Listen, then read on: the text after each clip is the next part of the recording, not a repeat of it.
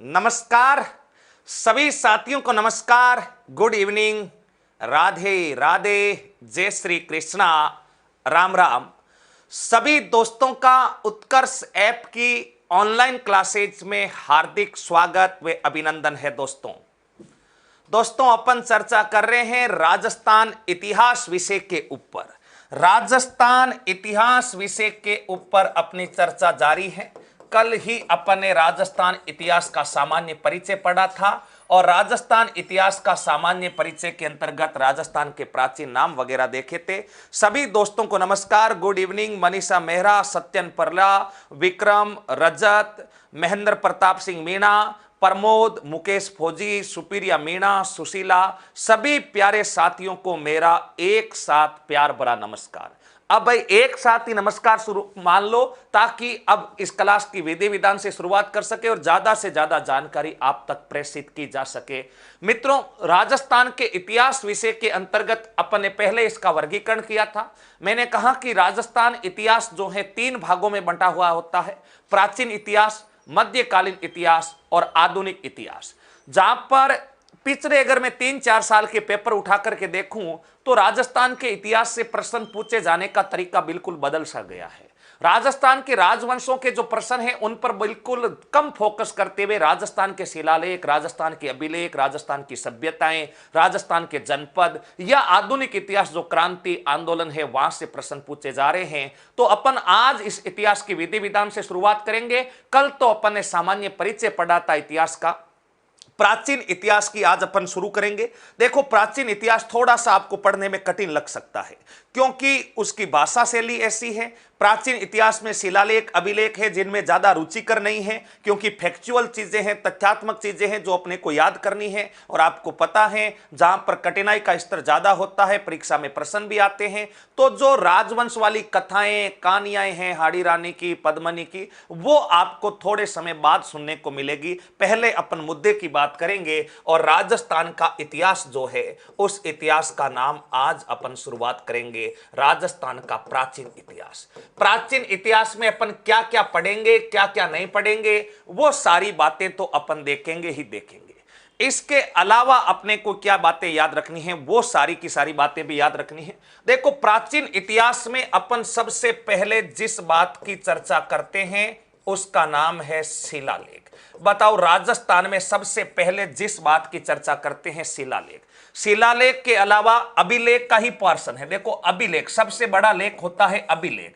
इसी अभिलेख के अंतर्गत क्या क्या पढ़ा जाता है? सबसे पहले प्राचीन इतिहास में अपन पढ़ते हैं अभिलेख। अभिलेख का ही भाग होता है शिलालेख, इसी का भाग होता है गुआलेख, इसी का भाग होता है स्तंभलेख। लेकिन राजस्थान के इतिहास के संदर्भ में अभिलेख का एक ही भाग प्रचलन में है, वो है शिलालेख। तो आज अपन सबसे पहले जिस विषय के ऊपर चर्चा करना चाहते हैं वो पहला अध्याय है राजस्थान के प्रमुख शिलालेख। बताओ, राजस्थान के प्रमुख शिलालेख और राजस्थान के प्रमुख शिलालेखों के अंतर्गत अपने को क्या क्या बातें याद रखनी है, वो सारी बातें याद रखो।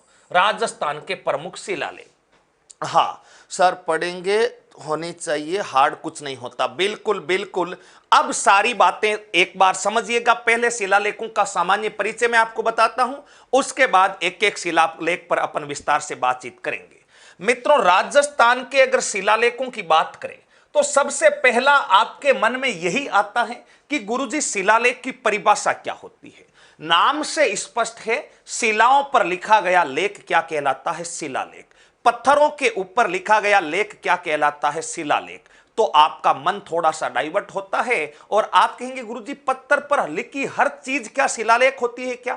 हम सड़क पर चलते हैं तो लिखा हुआ रहता है Nagaur 50 kilometre, Jodhpur 100 kilometre, Jaipur 120 kilometre, वो भी तो पत्थर है। क्या उन पत्थरों पर जो लिखी गई वो 150 किलोमीटर, 100 किलोमीटर, क्या वो भी शिलालेख है? क्या वो भी अपने को पढ़ने पड़ेंगे क्या कि नागौर कितना किलोमीटर है, बाड़मेर कितना है, जयपुर कितना है, दौसा कितना है, भरतपुर कितना है? नहीं, शिलालेख वो नहीं होता। तो फिर क्या होता, आप ही तो कह रहे हो पत्थरों पर लिखा गया लेख शिलालेख होता है।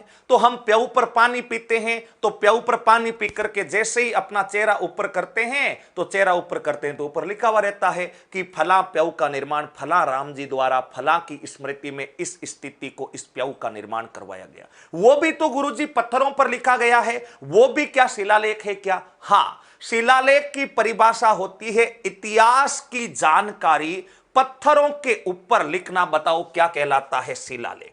सबसे पहली परिभाषा हो गई शिलालेख की। शिलालेख की परिभाषा साथ के साथ नोट डाउन कर लेना, पत्थरों के ऊपर इतिहास की जानकारी अंकित करना।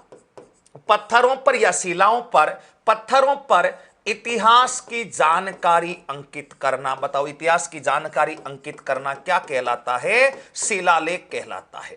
इतिहास की जानकारी अंकित कर दी भाई, ये हो गया शिलालेख। शिलालेख के अलावा अपन इसी शिलालेख के अंतर्गत पढ़ेंगे प्रशस्ति।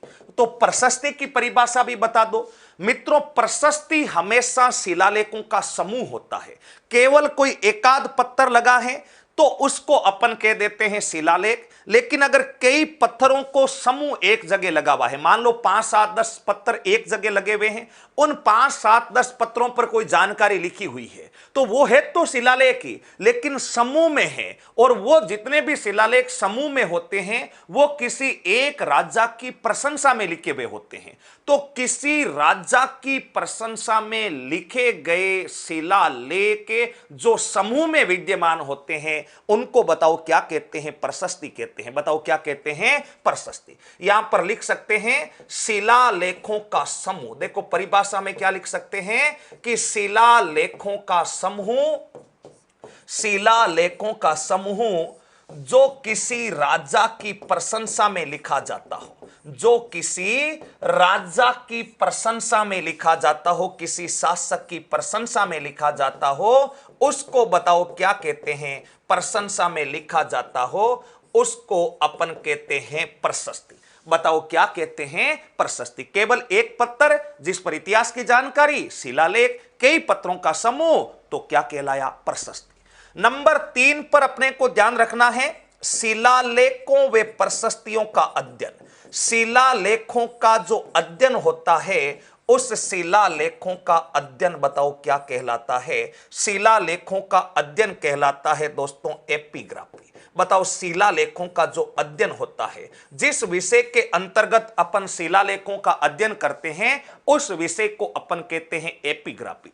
बताओ किस नाम से जाना जाता है? एपिग्राफी के नाम से जाना जाता है। ये तो अपने शिलालेखों की साधारण सी परिचय हुआ। फटाफट से इसको लिख लो, 15 सेकंड में फटाफट से इसको लिख लो। हाँ भाई, प्रणाम प्रणाम, सबको प्रणाम। अशोक प्रशस्ति, राज सिंह प्रशस्ति, हाँ ऐसी कई प्रशस्तियां अपने पढ़ेंगे। हाँ क्लास धीरे चल रही है तो अपना इंटरनेट कनेक्शन चेक करें एक बार। बाकी सबकी क्लास सही चल रही है, यहां से बिल्कुल लाइव क्लास सही चल रही है। राजा की प्रशंसा में लिखा हो तो उसे प्रशस्ति कहते। बिल्कुल निशा जाट जी, ये था अपना राजस्थान के प्रमुख शिलालेख एवं राजस्थान के अभिलेख की परिभाषा। अब आप कहेंगे पत्थरों पर लिखा है तो क्या आप और हम भी पढ़ सकते हैं क्या? शिलालेखों की भाषा कैसी थी? मित्रों देखो, प्रारंभिक शिलालेखों की भाषा कैसी रही होगी? प्रारंभिक जो शिलालेख है उन शिलालेखों की जो भाषा है, प्रारंभिक शिलालेखों की भाषा, ये साधारण सी बातें, यहां से भी कभी कभार प्रश्न आ जाता है। प्रारंभिक शिलालेखों की जो भाषा रही है वो या तो संस्कृत भाषा रही है, या बताओ उन शिलालेखों की भाषा बताओ कौन सी रही है? राजस्थानी। प्रारंभिक शिलालेखों का अर्थ है जब शिलालेख प्रारंभ हुए थे। आप कहेंगे प्रारंभ कब हुए, हमें क्या पता? मित्रों, सम्राट अशोक के काल में शिलालेखों का प्रारंभ माना जाता। आप तो यूं पकड़ लो कि सम्राट अशोक जो है उसका काल शिलालेखों का प्रारंभ काल माना जाता है। सम्राट अशोक शिलालेख बनाने की कला ईरान से सीख करके आया था। कहां से सीख करके आया था? ईरान से सीख करके आया था। लेकिन मध्यकालीन शिलालेखों की भाषा, अगर मैं बात करूं मध्यकालीन शिलालेखों की भाषा, तो मध्यकालीन शिलालेखों की जो भाषा है वो मित्रों आपको संस्कृत भी मिल सकती है, संस्कृत के अलावा उर्दू भी मिल सकती है, और उर्दू के अलावा बताओ कौन सी भाषा मिल सकती है? फारसी। यानी जो बाद में जो बीच का समय था 7वीं 8वीं 11वीं सदी का समय, उसकी भाषा शिलालेखों की बताओ कैसी है? उर्दू या फारसी। आप कहेंगे शिलालेखों की शैली कैसी है? शिलालेखों की शैली का अर्थ क्या है? इन चीजों को ध्यान से समझोगे तभी समझ में आएगा, क्योंकि यहां पर अपन सारी बातें करने वाले हैं। अब तक हो सकता है आपने केवल परीक्षा पास करने के उद्देश्य से मोटी मोटी चीजें पढ़ ली हो, लेकिन अब का परीक्षा पैटर्न 16-17 के बाद का बदल चुका है। गहनता के प्रश्न पूछे जा रहे हैं। शिलालेखों की शैली कैसी है? शिलालेखों की शैली का अर्थ है भाई, अपन भी आज लिखते हैं तो अपन जैसे नोट्स बना रहे हैं तो ये अपनी गद्य शैली है, जैसे कविताएं लिखती है तो वो पद्य शैली है। तो ये गद्य शैली है या पद्य शैली है, ये ध्यान रखना। ये गद्य व पद्य दोनों भागों में लिखे गए हैं। परीक्षा में सीधा प्रश्न आता है, राजस्थान के शिलालेखों की मूलतः शैली है। ऑप्शन ए गद्य, ऑप्शन बे पद, ऑप्शन से ए एवं बे दोनों, ऑप्शन दे उपयुक्त में से कोई नहीं। तो राजस्थान के शिलालेखों को जो लिखने की शैली है वो बताओ कैसी है? गद्य और पद्य दोनों प्रकार की शैली है। नेक्स्ट, अभिलेख व शिलालेख में अंतर क्या होता है गुरुजी? अरे अभिलेख के ही भाग होते हैं शिलालेख। अभिलेख का अर्थ होता है लिखा गया लेख। अब पत्थरों पर लिखा गया है तो वो शिलालेख हो गया, गुफा में लिखा गया है तो गुहा लेख हो गया, किसी खंबे पर लिखा गया तो स्तंभ लेख हो गया। तो अभिलेख का ही भाग होता है शिलालेख, स्तंभ लेख, गुहा लेख। अभिलेख शब्द होता है उसी के भाग होते हैं। नंबर 3 पर शिलालेखों की लिपि कैसी है? शिलालेखों की लिपि मित्रों ध्यान रखना, महाजनी। शिलालेखों की लिपि है महाजनी, शिलालेखों की लिपि है हर्षकालीन, या शिलालेखों की लिपि आप कह सकते हो नागरी लिपि है, या यूं भी कह सकते हो कि बर्मी लिपि भी है। यानी महाजनी, जैसे भाई आज अपन हिंदी भाषा लिखते हैं, प्रत्येक भाषा की एक लिपि होती है। हिंदी भाषा की जब भी आप किसी प्रतियोगी परीक्षा की तैयारी करते हैं, फॉर्म भरते हैं, विज्ञप्ति आती है, उस विज्ञप्ति में देखना एक लाइन स्पष्ट रूप से लिखी आती है कि आपको आवश्यक रूप से देवनागरी लिपि का ज्ञान होना जरूरी है। आपको आवश्यक रूप से देवनागरी लिपि का यानी हिंदी को लिखने का नियम आना चाहिए। तो महाजनी लिपि कैसी होती है? आपने देखा होगा कि अपन गांवों के अंदर किसी को पैसे उधार देते हैं या लेते हैं तो कैसे लिखते हैं? 20,000 रुपए अक्षरे रामनाथ को 2 की मिति ब्याज पर मिंगसर सुदी चतुर्दशी को दिए, जो जिनरा ब्याज 2 रुपया प्रति सैकड़ा है। अपन जो मारवाड़ी जो बनिया लोग होते हैं, महाजन जो लोग होते हैं, वो कैसे लिखते हैं? ऐसे 20,000 रुपए, फिर लिखते हैं अक्षरे 20,000, फिर आगे लिखते हैं तिथि अक्षरे रोकड़े। तो जो अपने बनियाओं की भाषा होती है, बनिया जिस प्रकार से लिखते हैं उस भाषा को बताओ अपन कहते हैं महाजनी लिपि। यानी बनियावटी भाषा में ये शिलालेख लिखे गए हैं। नेक्स्ट पे, शिलालेखों का प्रारंभ अशोक के काल से माना जाता है। शिलालेखों का जो प्रारंभ है, यह शिलालेखों का प्रारंभ सम्राट अशोक के काल से माना जाता है।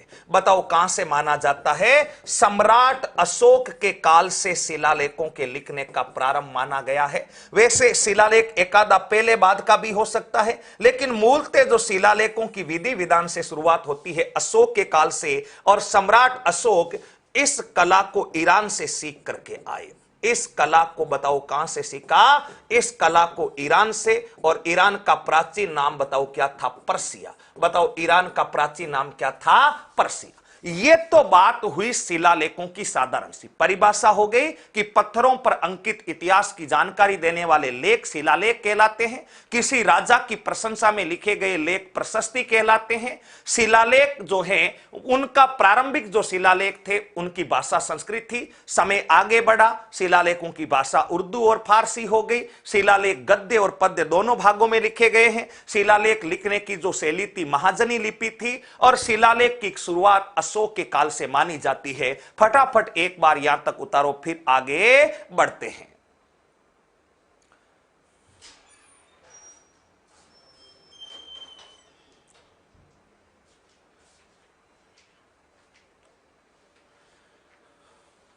ओके ओके, लिख लिया। डंडना डंडन, डंडना डंडन। चंपू शैली भी कह सकते हैं सर, बिल्कुल बिल्कुल चंपू शैली भी कह सकते हैं।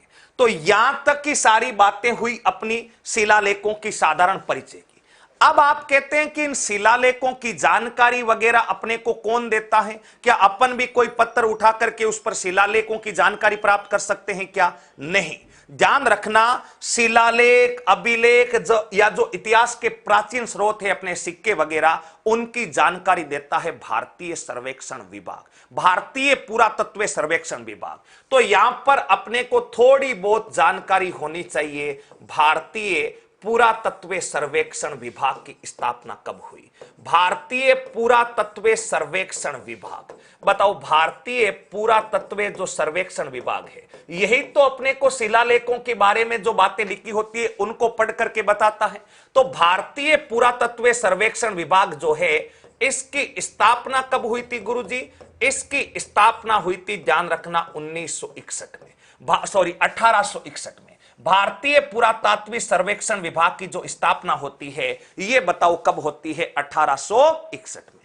किसके द्वारा होती है? तो ध्यान रखना, इसके जो संस्थापक थे भारतीय पुरातात्विक सर्वेक्षण विभाग के, इसके संस्थापक का नाम था अलेक्जेंडर कनिंघम।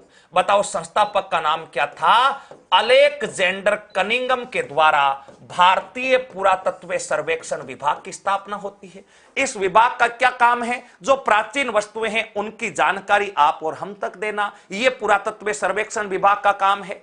देखो, पुरातत्व सर्वेक्षण विभाग के बारे में अगला बिंदु क्या याद रखना है? इस पुरातत्व सर्वेक्षण विभाग का मुख्यालय कहां पर है? इस पुरातत्व सर्वेक्षण विभाग का मुख्यालय है नई दिल्ली में।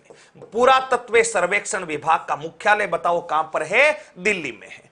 इस पुरातत्व सर्वेक्षण विभाग का दोबारा से गठन, यानी इसका पुनर्गठन किसके द्वारा किया गया? तो ध्यान रखना, पुरातत्व सर्वेक्षण विभाग का पुनर्गठन 1902 में जॉन मार्शल के द्वारा किया गया, यानी दोबारा से इसको पुनः गठित किया गया। इसमें कई नया नवाचार किए गए। इसका पुनर्गठन बताओ क्या है? पुनर्गठन किया गया 1902 में जॉन मार्शल के द्वारा। किसके द्वारा? जॉन मार्शल के द्वारा। लेकिन यह तो भारत की बात है, हमें तो राजस्थान का इतिहास पढ़ना है। राजस्थान में पुरातत्व सर्वेक्षण विभाग अलग से है क्या? नहीं। तो पुरातत्व सर्वेक्षण विभाग का काम राजस्थान में शुरू किसने किया? ध्यान रखना, यहां पर लिख सकते हैं राजस्थान में। बताओ कहां पर है? राजस्थान के अंदर पुरातत्व सर्वेक्षण विभाग, राजस्थान में पुरातत्व सर्वेक्षण विभाग, राजस्थान में पुरातत्व सर्वेक्षण का कार्य,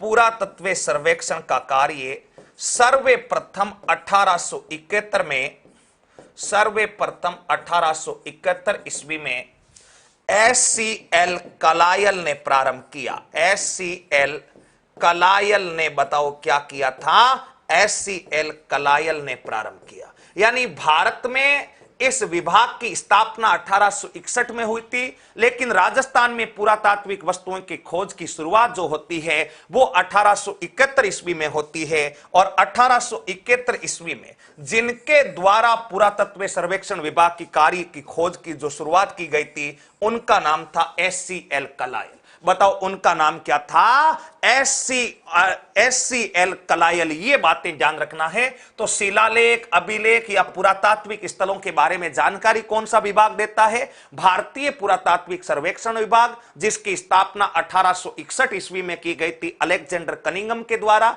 नई दिल्ली में है। पुनर्गठन 1902 में जॉन मार्शल के द्वारा, जबकि इस राजस्थान में सबसे पहले SCL कलायल। फटाफट यहां तक उतारो, फिर आगे चलते हैं।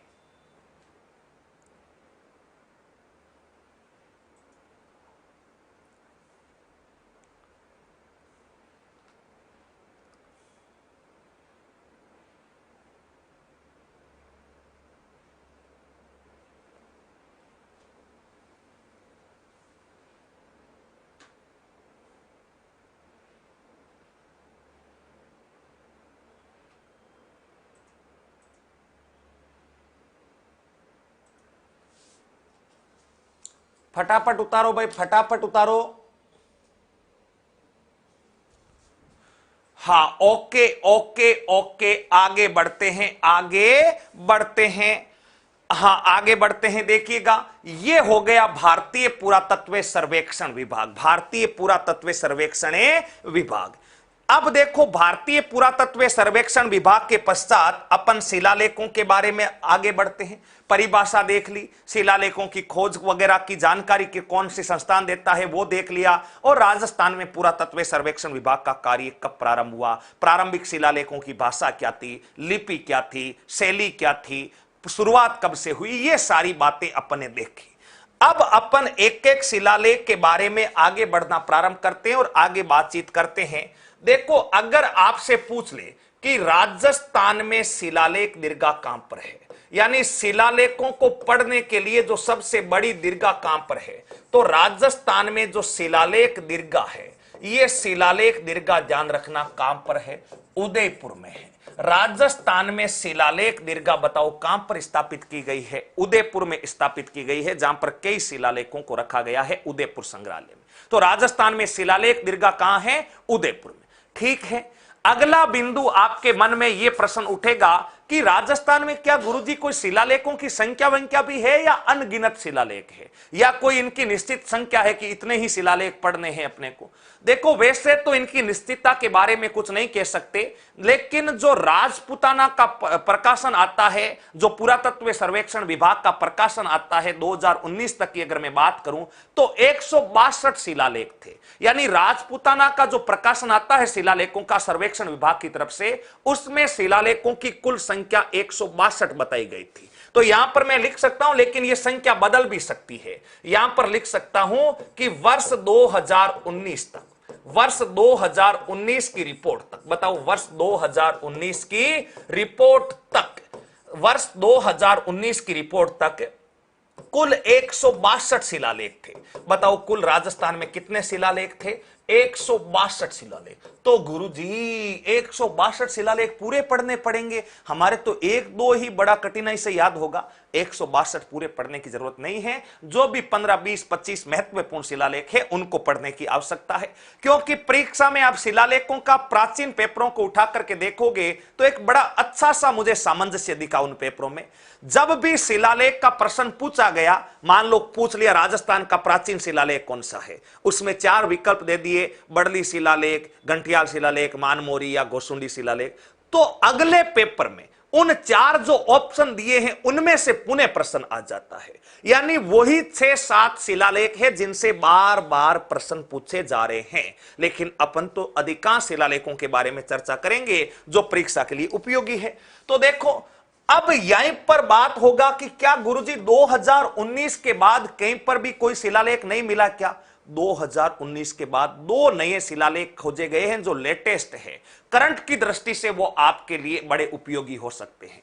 एक ध्यान रखना, वर्ष 2019 में, वर्ष 2019-20 में मेवाड़ महाराणा राज सिंह, बड़ी महत्वपूर्ण बात लिखवा रहा हूं, मेवाड़ महाराणा राज सिंह, मेवाड़ महाराणा राज सिंह, मेवाड़ महाराणा राज सिंह के काल का शिलालेख, राज सिंह के काल का शिलालेख, यानी यूं कह सकता हूं कि उस शिलालेख की जो तिथि है वो 1679 ईस्वी है। 1679 ईस्वी का शिलालेख धोइंच, धोइंच नामक स्थान पड़ता है, या इसी को लिख सकते हैं धोइंद, धोइंद राजसमंद से प्राप्त किया गया है।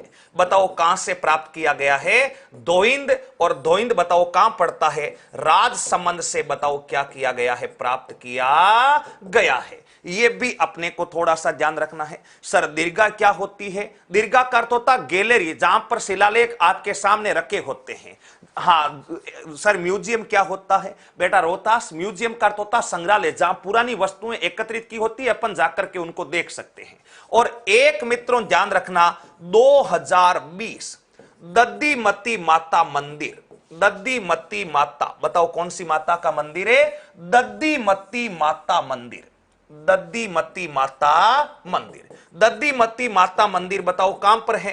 दद्दी माता मंदिर है गोट मांगलोद, और गोट मांगलोद तो कहां है? गोट मांगलोद तो अपने नागौर में है। तो गोट मांगलोद नागौर से, गोट मांगलोद नागौर से जोधपुर शासक, बताओ कौन से शासक है?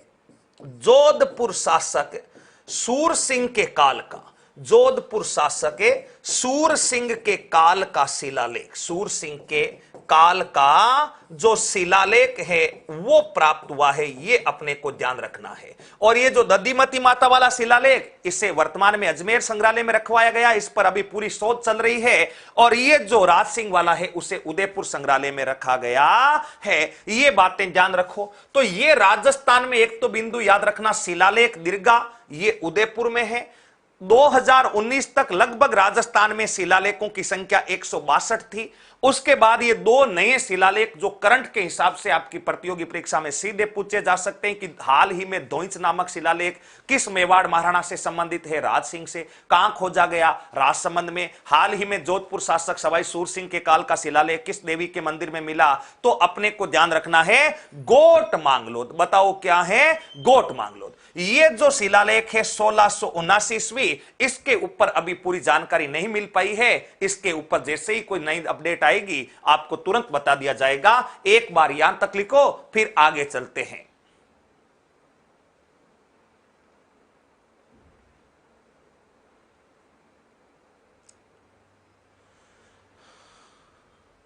सुरेंद्र कुमार कह रहा राजस्थान इतिहास के लिए बेस्ट बुक। बेटा सुरेंद्र कुमार, जो भी मानक पुस्तकें हिंदी ग्रंथ अकादमी है वगैरह वगैरह, कॉलेज स्तर की पुस्तकें हैं जो कॉलेज में चलती है, वही मानक पुस्तकें हैं, उन्हीं को पढ़िए।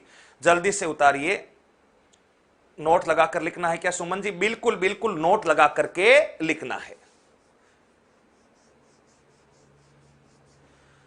हाँ, ओके ओके ओके, यहां तक सबने उतार लिया।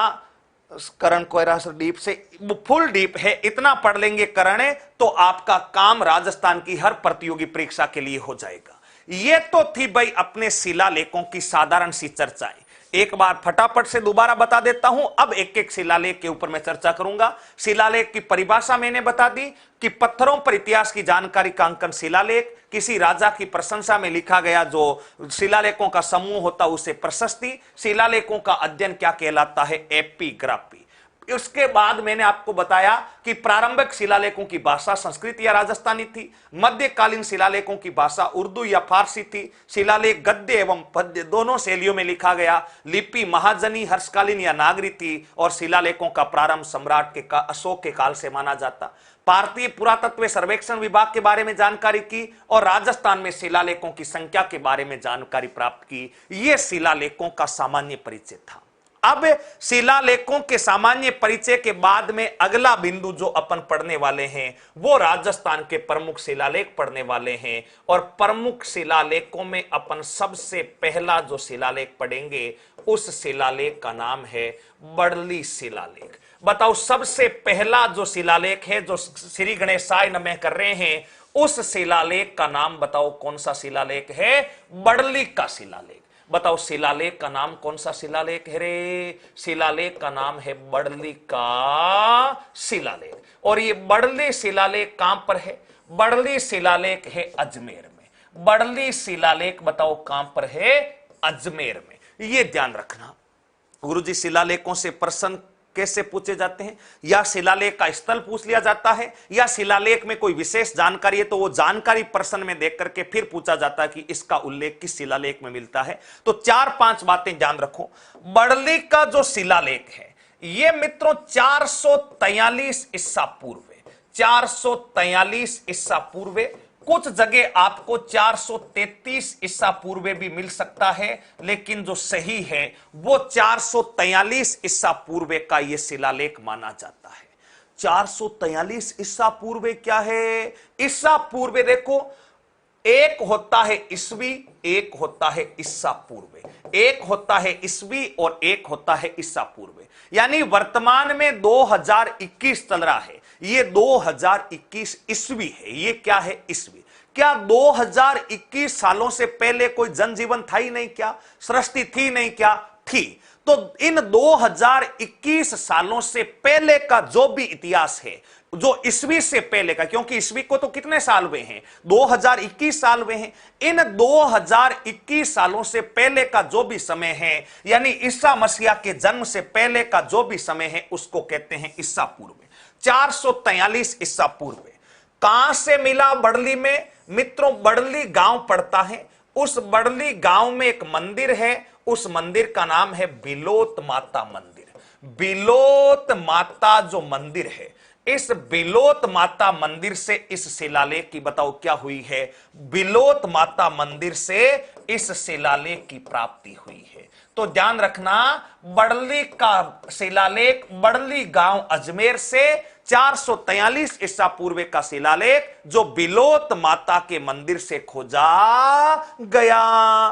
किसने खोज की? गुरुजी आपने की थी क्या? नहीं, मैंने कैसे की? तो फिर खोज किसने की थी? मित्रों ध्यान रखिएगा, खोज का अर्थ क्या है, इसकी खोज करता कौन है, इस शिलालेख को किसने खोजा था? तो ऐसा कहते हैं कि इस शिलालेख को G.H. ओझा ने खोजा था।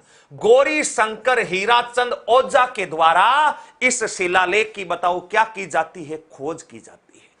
क्या जानकारी मिलती है इस शिलालेख से? इस शिलालेख के बारे में ध्यान लगा लेना, राजस्थान का सबसे प्राचीन शिलालेख, राजस्थान का सबसे प्राचीन शिलालेख, राजस्थान का सबसे प्राचीन शिलालेख। प्रश्न पूछा गया है कि राजस्थान का सबसे प्राचीन शिलालेख कौन सा है? तो राजस्थान का सबसे प्राचीन शिलालेख बताओ कौन सा है? बड़ली का। क्या भारत का भी यही प्राचीन है क्या? नहीं है। भारत का सबसे प्राचीन शिलालेख प्रिय शिलालेख है, जबकि संस्कृत भाषा का सबसे प्राचीन शिलालेख जूनागढ़ में जो रुद्रादायन के द्वारा लिखा गया है वो सबसे प्राचीन है। वो भारत की बातें हैं। राजस्थान में सबसे प्राचीन शिलालेख कौन सा है? बड़ली का शिलालेख। भारत का प्रिय और संस्कृत भाषा का सबसे प्राचीन शिलालेख जूनागढ़ का शिलालेख जो रुद्रायन के द्वारा मित्रों संस्कृत भाषा में लिखवाया गया था, यह राजस्थान का सबसे प्राचीन शिलालेख है। ओके ओके, और क्या जानकारी मिलती है? कोई विशेष जानकारी? जी हां, इस शिलालेख में अजमेर के साथ साथ इस शिलालेख में बताओ कौन से शिलालेख में? बड़ली शिलालेख में। इस शिलालेख में अजमेर के साथ चित्तौड़गढ़ में भी, अजमेर के साथ चित्तौड़गढ़ में भी बताओ कौन से गढ़ में? चित्तौड़गढ़ में भी जैन धर्म, चित्तौड़गढ़ में भी जैन धर्म के प्रचार प्रसार, जैन धर्म के प्रचार प्रसार की जानकारी मिलती है। प्रचार प्रसार की बताओ क्या मिलती है रे? जानकारी मिलती है। कौन से शिलालेख से मिलती है? ये तो मिलती है बड़ली के शिलालेख से। बड़ली का शिलालेख तो कहां पर है? अजमेर में। किसने खोजा? G.H. ओझा ने बिलोत माता मंदिर से 443 ईसा पूर्व। राजस्थान का सबसे प्राचीन शिलालेख, भारत का सबसे प्राचीन शिलालेख प्रिय शिलालेख, संस्कृत भाषा का सबसे प्राचीन शिलालेख रुद्रायन का जूनागढ़ शिलालेख, जबकि इस शिलालेख में जैन धर्म अजमेर में तो था ही था, अजमेर के साथ साथ चित्तौड़ में था। यह जानकारी बताओ कौन से शिलालेख से प्राप्त होती है? बड़ली। फटाफट उतारो, फिर आगे बढ़ते हैं, फिर आगे बढ़ते हैं।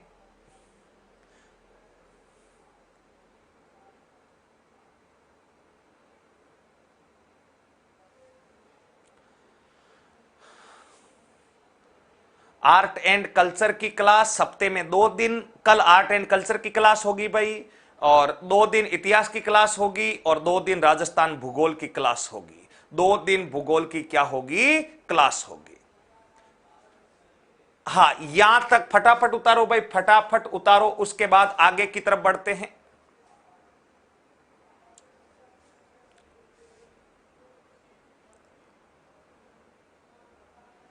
उतार लिया, उतार लिया, उतार लिया। ओके, डन डना डन डन, डन डना डन डन। ओके सर, एनसीईआरटी की बुक सही रहेगी क्या? बिल्कुल बिल्कुल। G.H. ओझा का पूरा नाम क्या है?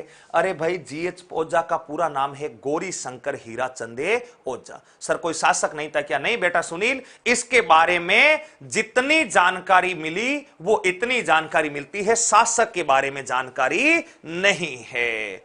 ओके ओके, यहां तक उतार लिया। अब देखो, यह हो गया अपना पहला शिलालेख जिसका नाम था बड़ली शिलालेख। अजमेर से खोजा गया, बिलोत माता मंदिर से खोजा गया, राजस्थान का सबसे प्राचीन शिलालेख था। नंबर 2 पर परीक्षा की दृष्टि से महत्वपूर्ण शिलालेख कौन सा है? तो परीक्षा की दृष्टि से जो अगला महत्वपूर्ण शिलालेख है उस शिलालेख का नाम है बिजोलिया शिलालेख। बताओ शिलालेख का नाम कौन सा है भाई? बिजोलिया शिलालेख। बिजोलिया शिलालेख कहां पर है? बिजोलिया शिलालेख मित्रों ध्यान रखना भीलवाड़ा में है। बड़ा महत्वपूर्ण, निश्चित रूप से इस शिलालेख से प्रश्न पूछे जाने की संभावना प्रबल रहती है और कई बार पूछा भी गया है। अब इस शिलालेख को ध्यानपूर्वक समझना है, तभी यह शिलालेख समझ में आएगा। बिजोलिया शिलालेख भीलवाड़ा में हो गया। मित्रों इस बिजोलिया शिलालेख भीलवाड़ा से मिला है। कब का है यह शिलालेख? पहली बात तो शिलालेख की तिथि क्या है? यह शिलालेख है गुरुजी 5 फरवरी 1170 ईस्वी का। यह शिलालेख है 5 फरवरी 1170 ईस्वी का, बिजोलिया से प्राप्त हुआ। बिजोलिया कहां पर पड़ता है? भीलवाड़ा। गुरुजी बिजोलिया में कहां पर प्राप्त हुआ? बिजोलिया में एक मंदिर है, उस मंदिर का नाम है पार्श्वनाथ मंदिर। बताओ मंदिर का नाम कौन सा मंदिर है? बिजोलिया में एक मंदिर है, उस मंदिर का नाम है पार्श्वनाथ मंदिर। पार्श्वनाथ मंदिर की दीवार से प्राप्त हुआ। पार्श्वनाथ मंदिर की दीवार से प्राप्त हुआ। आप कहेंगे पार्श्वनाथ मंदिर की दीवार पर लिखा हुआ था। बिल्कुल लिखा हुआ था। ये जो शिलालेख है, इस शिलालेख को लिखवाया किसने था? मित्रों इस शिलालेख को लिखवाने वाले व्यक्ति का नाम था जैन श्रावक लोलाक। बताओ क्या नाम था? इस शिलालेख को जिस व्यक्ति ने लिखवाया उस व्यक्ति का नाम था जैन श्रावक लोलाक। कौन है ये जैन श्रावक लोलाक? मित्रों ये जैन श्रावक लोलाक जो है इसने पार्श्वनाथ मंदिर का निर्माण करवाया था, और जिस समय इसने पार्श्वनाथ मंदिर का निर्माण करवाया था उस समय इसकी दीवारों पर लिखवाया था जिसका नाम हो गया बिजोलिया शिलालेख। गुरुजी इसका रचयिता कौन है? इसका रचयिता कौन है? इस शिलालेख का रचयिता है गुणभद्र।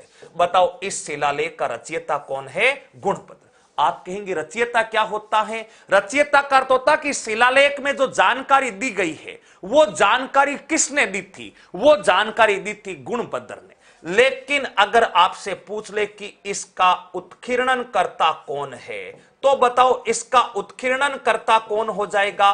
उत्कीर्णन करता हो जाएगा केशव कायस्थ। बताओ इसका उत्कीर्णन करता कौन हो जाएगा? केशव कायस्थ। आप कहेंगे उत्कीर्णन करता वाला और क्या लफड़ा है, क्या झंझट है बीच में? मित्रों एक तो केवल जानकारी संग्रहित करता है वो तो होता है रचयिता, और जो अपने हाथ से उस पत्थर के ऊपर उत्कीर्णन करता है उसको कहते हैं उत्कीर्णन करता। परीक्षा में प्रश्न यही आता है कि शिलालेख के रचयिता कौन है? तो गुणभद्र। उत्कीर्णन करता कौन है? केशव कायस्थ। बताओ केशव क्या है? कायस्थ उत्कीर्णन करता है। बताओ क्या है केशव कायस्थ? इसका क्या है? उत्कीर्णन करता। 1170 ईस्वी में बताओ कहां से प्राप्त हुआ था? भीलवाड़ा से प्राप्त हुआ था। खोजकर्ता की जानकारी जो है उसके बारे में भी पता करेंगे, लेकिन इसकी जानकारी का अभाव है। कुछ कवि राजा श्यामल दास को बताते हैं, कुछ किसी और को बताते हैं, प्रमाणिक जानकारी इसके बारे में नहीं है, ध्यान रखना। तो बिजोलिया शिलालेख 5 फरवरी 1170 को पार्श्वनाथ मंदिर की दीवार से प्राप्त हुआ। जैन श्रावक लोलाक ने लिखवाया था। रचयिता गुणभद्र है। उत्कीर्णन करता केशव कायस्थ है। बताओ केशव कायस्थ है। नंबर 3 पर सर इसकी भाषा कौन सी है? इसकी भाषा संस्कृत है। बताओ इसकी भाषा कौन सी है? संस्कृत है। और इस संस्कृत भाषा में कुल इस शिलालेख में कितने श्लोक लिखे गए हैं? इस शिलालेख में 32 श्लोक लिखे गए हैं। इस शिलालेख में कुल कितने श्लोक लिखे गए हैं? 32। ये तो इस शिलालेख की साधारण सी बातें हैं जो साधारण। इस शिलालेख में जानकारी क्या क्या मिलती है वो भी अंकित करेंगे। सबसे पहला बिंदु, इसकी खोज हुई थी 5 फरवरी 1170 को। इसके रचयिता का नाम याद रखना गुणभद्र, और इसकी भाषा संस्कृत। वे इसमें कुल जो श्लोक है उन श्लोकों की संख्या बताओ कितनी है? 32। एक बार यहां तक उतारो फिर आगे बढ़ते हैं। सर इसमें क्या मिला था ये भी बताओ। बता रहे हैं बेटा राम नारायण मीणा, थोड़ा सा सब्र रख, अभी तो केवल इसकी परिभाषा पढ़ रहे हैं, उसके बाद आगे बढ़ते हैं। उत्कीर्णन गोविंद चंद्र नहीं, गोविंद चंद्र सहयोगी था सुगंध जी, गोविंद चंद्र सहयोगी था। बड़ली वाला बता दिया ना अंजलि शर्मा जी, बड़ली वाला बता दिया। 32 श्लोक इसमें है। नरपत सिंह राजपुरोहित सर, मेरे कमेंट शो हो रहे हैं? बिल्कुल आपके कमेंट शो हो रहे हैं।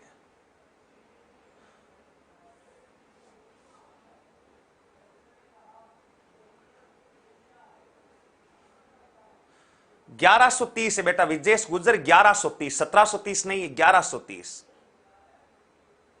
बड़ली शिलालेख की रचयिता नेहा चौधरी कह रही है अभाव है, अभाव है। जहां जानकारी होगी अपने आप लिखा दिया जाएगा, जहां जानकारी नहीं है उस चीज की, क्योंकि ये तो खुद शिलालेख हैं, तो इनके बारे में जितनी जानकारी है उतनी दे पाएंगे। उस जैसे बड़ली का रचयिता कौन है, तो इसके बारे में प्रमाणिक जानकारी नहीं है, तो आपको जो प्रमाणिक जानकारी वो सारी यहां दे दी जाएगी। आपको चिंतित नहीं होना है, जितनी जानकारी शिलालेखों पर है वो सारी दे दी जाएगी। लिख लिया, ओके, डन डन डना डन डन, छाप लिया। सपना कह रही है छाप लिया सर, मेरे घर के पास है। बिल्कुल बिल्कुल आपके घर के पास है, बहुत बढ़िया बात है। यह है बिजोलिया शिलालेख, और बिजोलिया शिलालेख तो बताओ कहां पर है भाई? भीलवाड़ा में। उतार लिया। 1170 है क्या सर? बिल्कुल मुकेश चंदन है, 1170 है, 1170 है। अब देखो आगे बढ़ते हैं। अब कई विद्यार्थियों के कमेंट आ रहे हैं कि सर ये कैसे लिखा गया है, इसमें क्या है? अरे बेटा जितनी जानकारी है वो सारी आपके सामने प्रेषित कर दी जाएगी, आपको चिंतित नहीं होना। कोई कह रहा है 48 श्लोक है, कोई कह रहा है 42। जो आपको यहां से जानकारी दी जाए वो 100% प्रमाणिकता के आधार पर। हां, हो सकता है कि कभी मानवीय भूल होना संभव है, कभी कभार कोई तिथि ऊपर नीचे, तो आपके माध्यम से भी हमें पता चलता है, तो उसको तुरंत शेष स्वीकार करते हुए उसको लिख दिया जाता है। लेकिन जितनी भी जानकारी दी जाए वो प्रमाणिकता के साथ आपको जानकारी दी जाएगी, उसमें आपको नो डाउट रहना है, निश्चिंत रहना है। हां, कभी कभार जैसे मान लो 1130 लिखना हो 1730 लिख दिया, मानव है, मानवीय भूल होना स्वाभाविक है, यह तो मानव की प्रकृति है। जिस दिन भूल होनी बंद हो जाएगी तो वो मानव इंसान हो जाएगा। लेकिन गलती के ऊपर लगातार चर्चाएं होती रहती है, और जैसे ही संज्ञान में आती है आपको तुरंत उसको सही करवा दिया जाता है। इस पर आपको ज्यादा चिंतित नहीं होनी है। ठीक है गुरुजी, अब आप तो इस बिजोलिया शिलालेख के बारे में कुछ जानकारियां दो हमें। ठीक है भाई, देते हैं। बिजोलिया शिलालेख से क्या क्या बातें प्राप्त हुई? बिजोलिया शिलालेख से परीक्षा की दृष्टि से कौन कौन से प्रश्न पूछे जाएंगे वो हमें फटाफट से बता दो। ये बताए फटाफट से। ये एक ऐसा शिलालेख जिसका नाम है बिजोलिया शिलालेख। कब मिला, क्या हुआ, ये बातें तो अपने कर ली, लेकिन अब क्या याद रखनी है? 5 बातें, मात्र और मात्र 5 बातें बिजोलिया शिलालेख से। ठीक है, लिख रहे हैं मीरा मंदिर का निर्माण चित्तौड़गढ़ में सांगा या कुंभा। बेटा मनीष, मीरा मंदिर का निर्माण सांगा ने करवाया था। बताओ किसने करवाया था? सांगा ने करवाया था। निश्चिंत रहे आप, मीरा मंदिर का निर्माण सांगा ने करवाया था। कुंभा कैसे करवा देगा बेटा? मीरा का जन्म कैसे हुआ? अरे कब से कमेंट आ रहा है गुरुजी, महाराणा कुंभा ने करवाया या सांगा ने करवाया? बेटा कुंभा का शासन काल क्या था? 1433 से 1468। तो कुंभा तो 1468 में ही बताओ कौन सा वासी हो गया? स्वर्गवासी। मीरा का जन्म कब हुआ था? मीरा का जन्म तो 1498 में हुआ था। यानी जब कुंभा की मृत्यु हुई थी उस समय तो मीरा का जन्म ही नहीं हुआ था। मीरा का जन्म ही बाद में हुआ, तो कुंभा होने का सवाल ही नहीं है, अपने आप ही सांगा होगा। बेटा मनीष निश्चिंत रहो, निश्चिंत रहो। हाँ 1170 है, 1130 से तो सर 93 पद लेख है, नहीं 32 श्लोक है, टोटल 93 पद लेख है। तो 5 फरवरी 1130 से लिपि कौन सी है? लिपि कौन सी है गुरुजी? सर सलोली, सलोली, बिल्कुल सलोली, सलोली। चलते हैं आगे की तरफ, चलते हैं आगे की तरफ। अब इस बिजोलिया शिलालेख के बारे में ध्यान रखना है। बिजोलिया शिलालेख के बारे में पहला ही बिंदु यह याद रखो, इस बिजोलिया शिलालेख में चौहानों को बताओ, चौहानों की, चौहान वंश की जानकारी। बिजोलिया शिलालेख में किस वंश की जानकारी मिलती है? चौहान वंश की जानकारी किस शिलालेख में मिलती है? बिजोलिया शिलालेख में मिलती है। क्या जानकारी मिलती है चौहान वंश की? पहली बात, चौहानों का संस्थापक, चौहान वंश का संस्थापक, चौहान वंश का संस्थापक। ये जानकारी मिलती है कि चौहान वंश का संस्थापक वासुदेव चौहान था। वासुदेव चौहान था, यानी चौहानों के संस्थापक वासुदेव चौहान थे। कब स्थापना हुई? 551 में हुई। ये सारी की सारी जानकारी यहां से मिलती है। मित्रों, इसी शिलालेख में चौहानों को, बताओ, चौहानों को वत्स गोत्रीय ब्राह्मण बताया गया है। वैसे तो वत्स विप्र वंशज बताया गया है, लेकिन अपन वत्स गोत्रीय ब्राह्मण बताया गया है। चौहानों को कौन से ब्राह्मण बताया गया है भाई?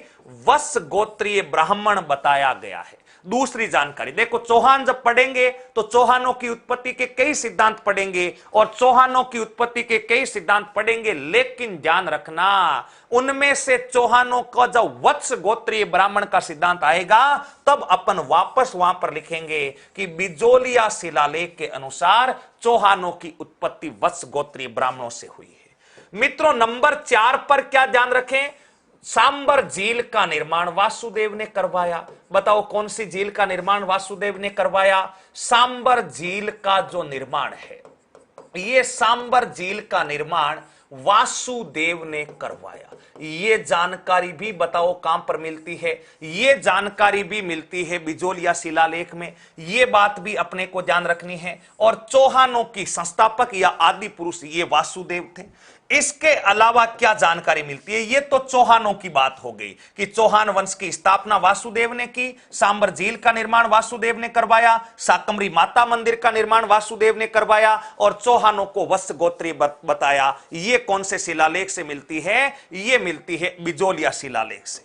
नेक्स्ट, अगला बिंदु इसके बारे में ध्यान रखना, बिजोलिया शिलालेख जो है यहां पर भूमि दान का उल्लेख मिलता है। बताओ, किसका उल्लेख मिलता है?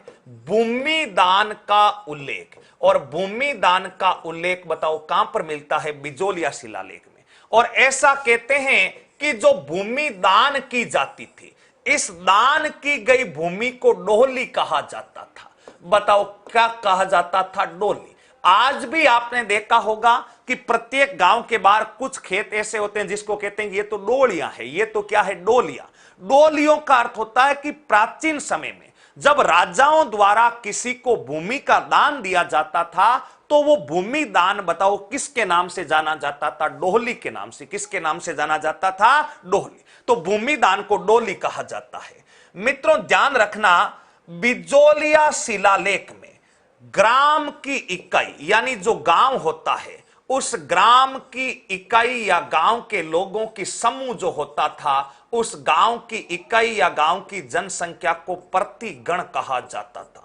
बड़ा महत्वपूर्ण प्रश्न है भाई। जैसे अपने गांव में वर्तमान में वार्ड सभा होती है, गांव में गवाड़ी होती है, शहर में कॉलोनी होती है, तो प्राचीन समय में बिजोलिया शिलालेख में यह कहा गया है कि गांव की जो छोटी इकाइयां होती थी, जो छोटे मोहल्ले होते थे, छोटे लोगों की जो सभाएं होती थी, उनको बताओ क्या कहा जाता है? प्रतिगण। प्रतिगण कहा गया है गांव की इकाई को। इसके अलावा क्या जानकारी मिलती है? मित्रों, इसके अलावा कहा गया है कि प्रतिगण का जो अधिकारी होता था, प्रतिगण का जो अधिकारी होता था, वो प्रतिगण का अधिकारी महत्तम कहलाता। बताओ, प्रतिगण का जो अधिकारी होता था, उस प्रतिगण के अधिकारी को बताओ क्या कहते थे?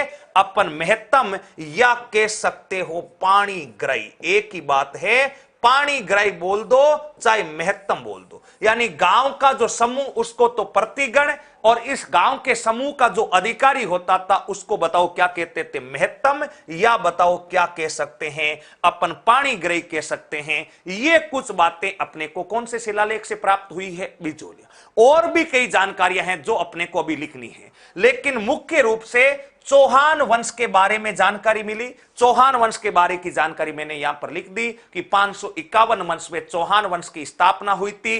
चौहान वंश की स्थापना वासुदेव चौहान ने की। चौहान वत्स गोत्रीय ब्राह्मण थे। सांबर झील का निर्माण वासुदेव चौहान ने करवाया। साकम्बरी माता मंदिर, यहां पर ऐड करना चाहे तो लिख सकते हैं कि साकम्बरी माता मंदिर का निर्माण शाकंभरी माता मंदिर का जो निर्माण है, वो शाकंभरी माता मंदिर का निर्माण भी बताओ किसके द्वारा करवाया गया? वासुदेव। ये जानकारी भी बिजोलिया से। भूमि दान का उल्लेख मिलता, दान की गई भूमि को डोहली कहा जाता था, यहां पर गांव की इकाई को प्रतिगण कहा जाता था, और प्रतिगण का अधिकारी महत्तम या पाणीग्राही कहलाता था। ये कुछ महत्वपूर्ण जानकारी बिजोलिया से। एक बार यहां तक छापो, उसके बाद आगे बढ़ते हैं।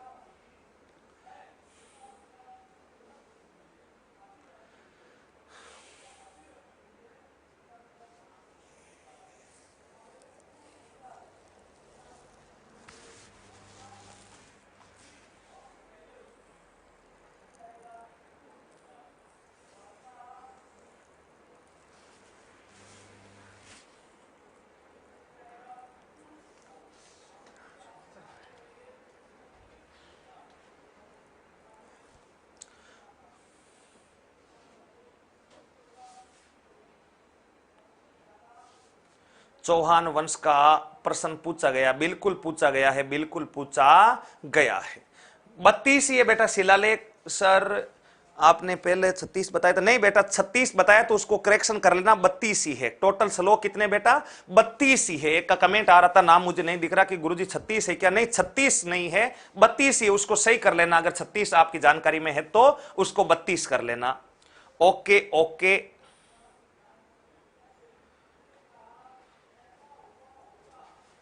हाँ एनसीईआरटी की बुक सही रहेगी क्या? बहुत अच्छी रहेगी शुभम जी। ये हो गया भाई अपने राजस्थान का बिजोलिया शिलालेख। बताओ क्या, कौन सा शिलालेख हो गया? बिजोलिया शिलालेख।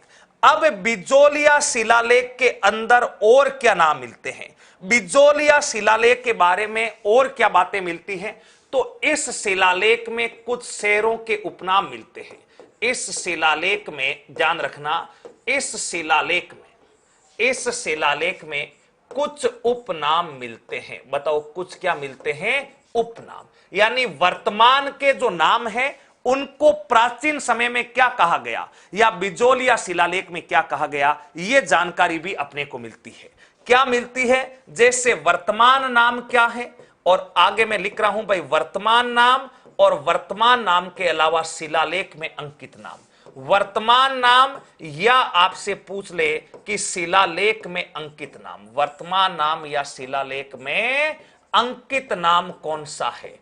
तो ध्यान रखना, कुछ नाम मैं लिख रहा हूं, वो आपको साथ के साथ उतारना है। सर राजस्थान डोली तो बाढ़ को कहते हैं। नहीं सुनील जी, डोली तो बाढ़ को तो कहते हैं, वो बात अलग है। कहते हैं ना कि डोली कूद गया, वो डोली अलग होता है। गांव के बाहर की जो भूमि होती है उसको भी डोली कहा जाता है। सर नोट्स कैसे बनाए, हनुमान मिर्जा पूछ रहा है। बेटा साथ के साथ लिखना पड़ेगा, साथ के साथ लिखना पड़ेगा। पल्लू कह रहा शाकंभरी माता का मंदिर झुंझुनू में है या सांबर में होगा? बेटा सांबर में होगा शाकंभरी माता का मंदिर पल्लू जी, क्योंकि उदयपुर वाटी झुंझुनू में एक मंदिर बना हुआ है जिसका नाम सकराय माता था। उस सकराय माता को ही बाद में शाकंभरी माता कह दिया गया था। उस सकराय माता को ही बाद में क्या कह दिया गया था? शाकंभरी। देखो वर्तमान नाम, जैसे वर्तमान नाम है दिल्ली, तो दिल्ली का इस शिलालेख में बताओ नाम क्या मिलता है? दिल्ली का। बताओ इस शिलालेख में नाम क्या मिलता है? दिल्ली का। जैसे बिजोलिया वर्तमान नाम है दिल्ली, तो बिजोलिया शिलालेख में नाम क्या मिलता है? दिल्ली का मिलता है।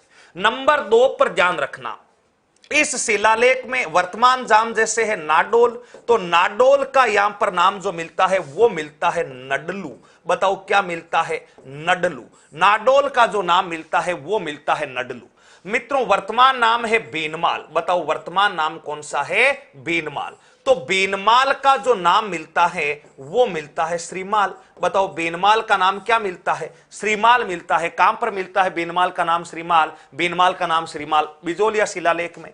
जैसे जालोर है, तो जालोर का जो वर्तमान नाम है वो जालोर है, लेकिन इस शिलालेख में तो जालोर का जो नाम मिलता है वो जालोर का नाम जबालीपुर मिलता है। बताओ जालोर का नाम क्या मिलता है? जबालीपुर मिलता है।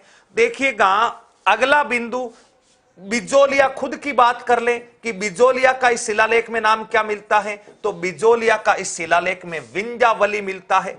विंध्यावली के अलावा इसी बिजोलिया को बाद में उत्तमाद्री वे अपने ऊपर माल भी कहा गया। ध्यान रखना, इस बिजोलिया का नाम इस शिलालेख में विंध्यावली मिलता है, लेकिन इससे उत्तमाद्रि, बताओ क्या कहा जाता है, उत्तमाद्रि भी कहा जाता है, और इससे बताओ क्या कहते हैं, ऊपर माल भी कहते हैं। इसमें नागौर का नाम अहिछत्रगढ़ मिलता है। नागौर का नाम बताओ क्या मिलता है, अहिछत्रगढ़। नागौर का नाम बताओ क्या मिलता है, अहिछत्रेगढ़। तो ये मिला लेना भाई। दिल्ली, दिल्ली का नाडोल नडलू, बीनमाल श्रीमाल, जालोर जबालीपुर, बिजोलिया जो है ये उत्तमाद्रि, और नागौर बताओ क्या मिलता है, अहिछत्रगढ़ मिलता है। तो यहां तक एक बार उतारो, फिर आगे चलते हैं, फिर आगे चलते हैं।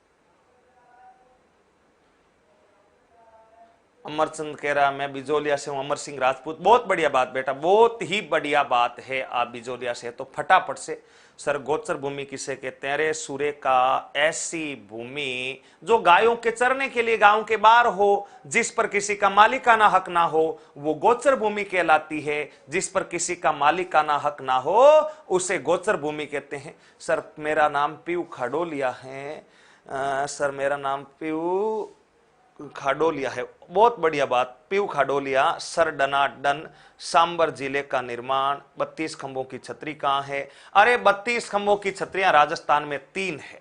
तो अलग अलग जब छतरियां पढ़ाएंगे तब बताएंगे, एक मांडल में है, एक रणथंबोर में है, एक अलवर में, 3 32 खंभों की छतरियों पर चर्चा करेंगे। तो ये था भाई अपना प्रमुख रूप से, बताओ कौन सा शिलालेख, बिजोलिया। फटाफट उतारो भाई, कह रहा सर एक बार पीछे लो, फटाफट से उतारो, फटाफट से।